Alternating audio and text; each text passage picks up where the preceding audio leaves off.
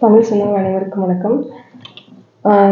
நம்ம இந்த வீடியோவில் திருமணத்தை பற்றி முன்னுரை மாதிரி பார்க்க போகிறோம். அதுக்கு முன்னாடி திருமணோட வரலாறை பற்றி நம்ம இந்த இதில் பார்த்துக்கலாம். திருமணம் வந்து மிகப்பெரிய சித்தங்கிறது எல்லாத்துக்குமே தெரியும். அவர் பொதிகை மலையிலேருந்து இறங்கி நம்ம ரொம்ப நாள் தவம் பண்ணிகிட்டு இருந்துட்டு இறங்கி நம்ம தென் தமிழக பக்கம் வந்திருக்காரு. அப்படி வந்துக்கிட்டு இருக்கப்போ ஒரு மாடு நிறைய மாடு மேய்ஞ்சிட்டு இருந்துச்சு. எல்லாமே வந்து ரொம்ப கவலையோடவும் சோகத்தோடு நிற்கிறத பார்த்துட்டு என்னென்னு போய் பக்கத்தில் போய் பார்க்குறப்போ அந்த மாடுகளை மேய்க்கிறவங்க வந்து இறந்து கிடந்திருக்காரு. சரி, இந்த மாடுகள் அழுகு நிப்பாட்டணுமே அப்படின்றதுக்காக அவர் மிகப்பெரிய சித்தர் இல்லையா, அவர் தன்னோட உடம்பை ஒழிச்சு மறைச்சி வச்சுட்டு கூடு விட்டு கூடு பாயிற வித்தம் மூலமாக அந்த அந்த இறந்தவரோட உடம்புக்குள்ளே போய் தூங்கி எந்திரிச்ச மாதிரி எந்திரிச்சிருக்காரு. மற்ற மாடு எல்லாமே ரொம்ப சந்தோஷப்பட்டுருச்சு. சரின்னு சொல்லிட்டு நேரமானனால எல்லாமே வீட்டுக்கு கிளம்ப ஆரம்பிச்சிச்சு. மாடுகள் எல்லா மாடும் கிளம்பி போயிருக்கு.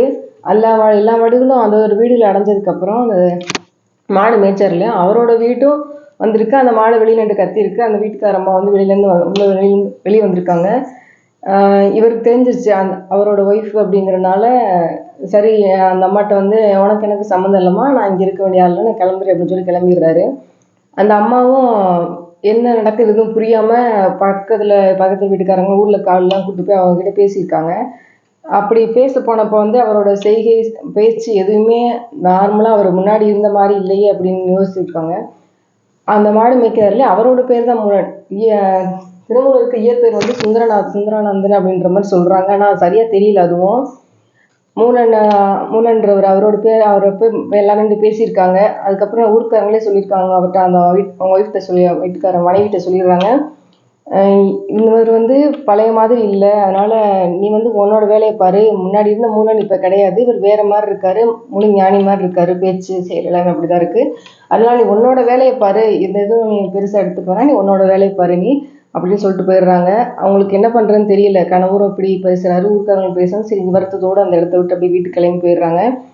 இது முடிஞ்சதுக்கப்புறம் அவர் திரும்பி தன்னோட உடம்பை மறைச்சி வச்சார் இல்லையா, அந்த இடத்துக்கு போகிறாரு. போய் அங்கே போய் பார்க்குறாரு. அந்த இடத்துல அவர் உடம்பு கிடையாது.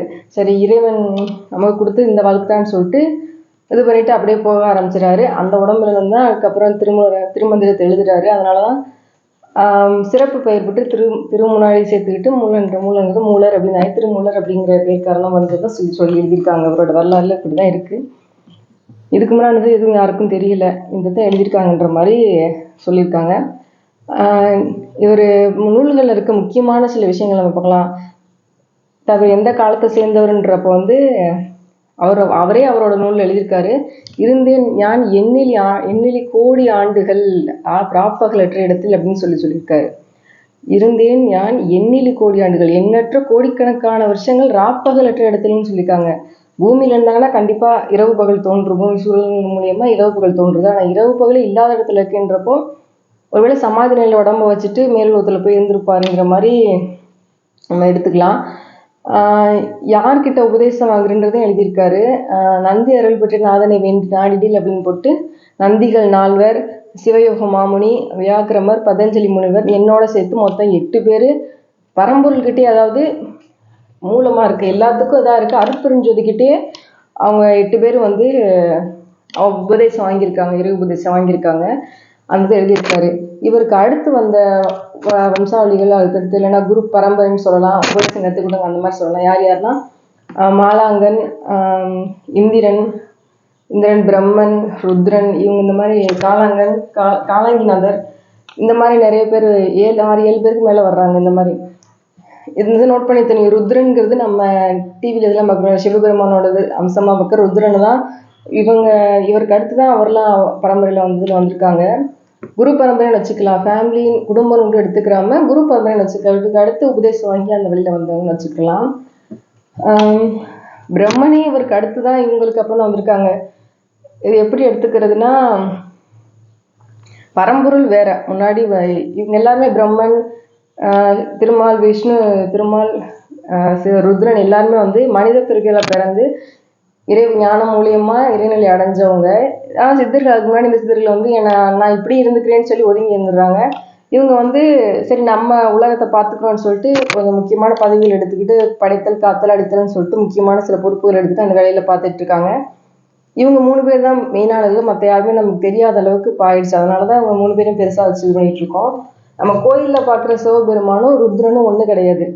கோயிலில் இருக்க சிவலிங்கங்கள் வந்து சாட்சாத் பரம்பொருள் தான். பரம்பொருளை தான் அந்த இடத்துல வச்சுருக்காங்க. இந்த இடத்துல உள்ள இருக்க லிங்கத்தோடது இருக்கும், பனிலிங்கத்தோடது உள்ளே இருக்கும். அந்த தான் லிங்கமாக கோயிலில் வச்சுருக்காங்க. சிவன் லிங்கம் எல்லாமே வச்சுருக்காங்க.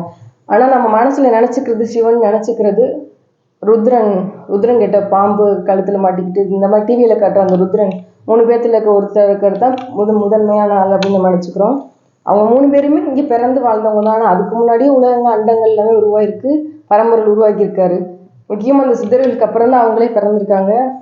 அவங்களோட உபதேசத்துக்கு அப்புறம் தான் வளர்ந்து ஞானத்தை தெரிஞ்சுக்கிட்டு இறைநிலை அடைஞ்சிருக்காங்க அப்படிங்கிறதையும் இங்கே குறிப்பிட்டிருக்காரு அவர். நிறைய இடத்துல இது எழுதவும் செஞ்சுருக்காங்க.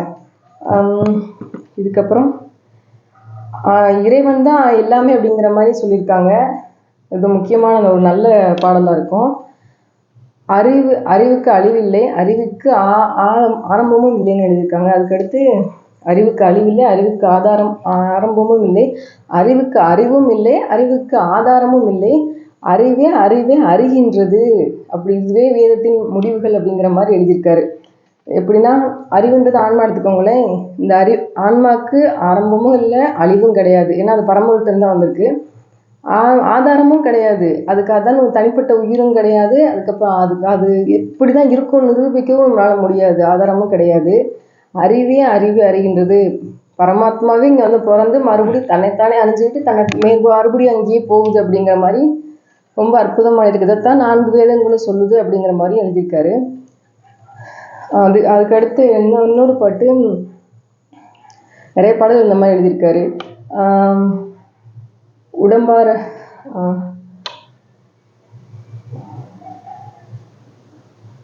உடம்பார் அழியின் உயிரார் அழிவர், திறம்பட மெய்ஞானம் சேரவும் மாட்டார், உடம்பை வளர்க்கும் உபாயம் அறிந்தேன், உடம்பை வளர்த்தேன் உயிர் வளர்த்தேனே அப்படின்னு எழுதியிருக்காரு. உடம்பார் அழியின் உயிரார் அழிவர். தியானம் பண்ணி தவம் பண்ணுறதுக்கு முக்கியமாக இருக்கிறதே இந்த உடம்பு தான். இந்த உடம்பு நம்ம பாதுகாத்தா மட்டும்தான் நம்ம அடுத்த நிலைக்கு போக முடியும். நம்ம நினைக்கலாம் இறைவனை சேர்றதுக்கு ஆன்மா பொழுதுதான் இருந்தால் போதும் அப்படின்னா, அந்த ஆன்ம நிலையை அடையணுன்றதுக்கு உடம்பு மூலியமாக தான் அடைய முடியும். மற்ற எந்த பிரிவு எடுத்தாலும் முடியாது. நம்ம நலன் அடைஞ்சு மேலே போனாலுமே மறுபடியும் அதுக்கடுத்து நிலை போகிறதுக்கு திரும்பி இங்கே வந்து இந்த மனித பிரிவை பிறந்து நம்ம தியானம் தவம் பண்ணுறது மூலியமாக மட்டும்தான் அடுத்த நிலைக்கு போக முடியும். அதனால உடம்பு முதல்ல நல்ல கவனமாக பார்த்துக்கிறணும். அப்போதான் உடம்பார் அழியின் உயிரார் அழிவர், திறம்பட மெய்ஞானம் சேர மாட்டார், ஞானம் அடையவே முடியாதுன்னு சொல்லியிருக்காரு. உடம்பை வளர்க்கும் உபாயம் அறிந்தேன், உடம்பை வளர்த்தேன் உயிர் வளர்த்தேனே அப்படின்னு சொல்லியிருக்காரு. உடம்பை முன்னம்பி இழுக்கென்று இருந்தேன், உடம்பினுள் உத்தமன் கோயில் கொண்டான் என்று உடம்பை நான் இருந்து ஓம்புகின்றேனே அப்படின்னு சொல்லியிருப்பாரு. முன்னாடி நான் அதை வந்து எதுக்கு அது ஆன்மா மட்டும்தான் முக்கியம் அப்படின்ற மாதிரி நினச்சிக்கிட்டு இருந்தேன். ஆனால் அதுக்குள்ளே இப்போ கோயில் இறைவனே அங்கே தான் இருக்கான்னு தெரிஞ்சதுக்கப்புறம் இப்போ நான் அதுதான் கோயிலை நினச்சி சாமியை நினச்சி கும்பிட்டுக்கிட்டு இருக்கேன் அப்படின்ற மாதிரி எழுதியிருக்காரு. உள்ளம் பெருங்கோயில் ஊனுடம்பு ஆலயம் அப்படிங்கிற மாதிரி நிறைய எழுதியிருக்காரு. உள்ளம்தான் கோயில், உடம்பு தான் ஆலயம். இதை வச்சு நிறைய இதெல்லாம் வந்து நியூஸ் அவங்க க்ரியேட் பண்ணியிருக்காங்க. உடம்புக்கு ஏற்ற மாதிரி கோயில் உடம்பு இதை வச்சு அப்படியே கோயில் அமைப்பு இருக்குது அப்படிங்கிற மாதிரி பார்த்துருப்பீங்க. அதுக்கடுத்து யாவார்க்குமாம் ஒரு பச்சிலை, யாவார்க்குமாம் பசுவிற்கு ஒரு வாய் உரை, யாவார்க்குமாம் ஒரு கைப்பிடி உணவு, யாவார்க்குமாம் நல்ல இன்னுரைன்னு சொல்லியிருப்பாரு. நீங்கள் கோயிலுக்கு போய் பூ மாலையெல்லாம் வாங்கி போட்டு தான் சாமி இறைவனை பூஜை போடணும்னு கிடையாது. ஒரே ஒரு பச்சிலையை வச்சு இறைவனை கும்பிட்டாலும் இறைவனை உங்களுக்கு வேணுன்றதை கண்டிப்பாக பண்ணுவாங்க. பசுவுக்கு ஒரு வாய் ஒரு கீரை கொத்தோ இல்லை சும்மா ஏதோ ஒன்று கொடுத்தா கூட போதும். நீங்கள் சாப்பிட்றப்ப ஒரு கைப்பிடி சோறை மற்ற உயிர்களுக்கு கொடுங்க. நல்ல இன்சொல்கள் மிகப்பெரிய இது வந்து கஷ்டத்தில் இருக்கவங்களுக்கு கவலையில் இருக்கவங்களுக்கு நம்ம சரி நல்லா வந்துட்டு ஒன்றும் பிரச்சனை இல்லைன்ற அந்த மாதிரி பேசுகிற அந்த வார்த்தைகள் தான் அவங்களை வந்து ரொம்ப நல்லா காப்பாற்றுது அப்படின்ற மாதிரி சொல்லியிருக்காரு. அதுக்கடுத்து இன்னும் நிறைய எழுதியிருக்காரு. எனக்கு டக்குன்னு எதுவும் ஞாபகத்துக்கெல்லாம் வரமாட்டேங்குது. உள்ளத்தின் உள் பல தீர்த்தங்கள், உள்ளத்தின் உள்ளே உள்ள பல தீர்த்தங்கள் மெல்ல குடைந்து நின்றாடார் தன் கர்ம வினையிலத்திற்கு ஒவ்வொரு கோயிலாக அலையிறாங்க அப்படின்னு சொல்கிறாங்க. உடம்புக்குள்ளேயே உங்களுக்கு ஏகப்பட்ட தீர்த்தம் இருக்குது, நீங்கள் ஏன் வெளியில் ஒவ்வொரு கோயிலாக போய் தீர்த்தத்தை தேடி அலையிறீங்க அப்படின்ற மாதிரி அதில் ஒரு பாட்டு வரும். அதில் எப்படின்னா நம்ம தியானம் தவம் பண்ணுறது மூலிமா உள்ளே இருக்க இங்கே சந்திர மண்டலத்தில் இருக்க கபம் வந்து கொஞ்சம் கொஞ்சமாக இறங்கும். அதை வந்து அமிர்தம்னு சொல்லுவாங்க, அருவிங்கன்னு சொல்லுவாங்க, தீர்த்தம்னு இவர் சொல்லியிருக்காரு. அது வந்து கொஞ்சம் கொஞ்சமாக இறங்கும். அது இறங்க இறங்க ஊன் உருகி உள்ளொளி பெருகுன்னு சொல்லுவாங்க.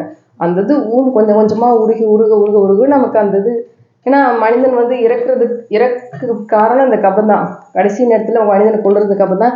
இந்த கபம் கொஞ்சம் கொஞ்சமாக நம்ம தவம் பண்ணுறோம்ல இறக்குறப்போ ரொம்ப வருஷத்துக்கு உயிர் வாழ முடியும். ஏன்னா அந்த கபத்தை கொள்றதே அந்த கபதான்றப்ப அது இறக்கிட்டோம்னா நம்ம ரொம்ப வருஷத்துக்கு உயிர் வாழ முடியும் அப்படின்ற மாதிரி சொல்லியிருப்பாங்க. உள்ளக்க உனக்கு இவ்வளோ பெரிய தீர்த்தம் இருக்குது, இறைவனை நினைக்க அது இறங்குதுன்றப்போ நீங்கள் ஏன் ஒவ்வொரு கோயிலாக போய் தீர்த்தத்தை தேடி அலையிறீங்க அப்படின்ற மாதிரி எழுதியிருப்பாரு. இன்னும் எக்கச்சக்கமாக ஏகப்பட்ட கருத்துக்கள் நிறைய எழுதியிருக்காரு. நம்ம அது எல்லாத்தையும் தொடர்ந்து பார்ப்போம். அடுத்து ஒவ்வொரு பாடலாக பார்ப்போம். தொடர்ந்து கண்டினியூ பண்ணுவோம். Thank you so much. சரி, ரொம்ப ரொம்ப நன்றி வீடியோவை பார்த்ததுக்கு. நம்ம அடுத்தடுத்த வீடியோக்களில் அவரோட பாடல் கடவுள் வாழ்த்துலேருந்து அடுத்து ஒவ்வொரு பாடத்துக்கு ஏற்ற மாதிரி ஒவ்வொரு பாடலையும் நம்ம தொடர்ந்து அவர் கருத்துக்களை நம்ம பார்ப்போம். நன்றி, வணக்கம்.